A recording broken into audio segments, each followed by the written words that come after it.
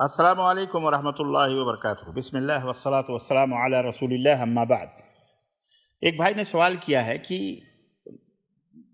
نماز عید ہو رہی تھی، میں نماز عید کی تکبیروں کے بعد امام کے ساتھ شامل ہوں، تو کیا مجھے تکبیر تحریمہ کے بعد جو تکبیریں ہم سے چھوٹ گئی ہیں وہ کہنا ضروری ہیں، یا میں کیا کروں؟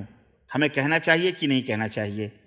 تو یہ سوال شیخ محمد بن عثیمین رحمہ اللہ سے کیا گیا، یہی سوال سیم اسی طرح سے کہ اگر میں امام کے ساتھ نماز عید کی زائد تکبیروں میں ملوں تو کیا حکم ہے؟ آیا میں جو تکبیریں ہم سے فوت ہو گئی ہیں اس کی قضا کروں گا یا کیا کروں گا؟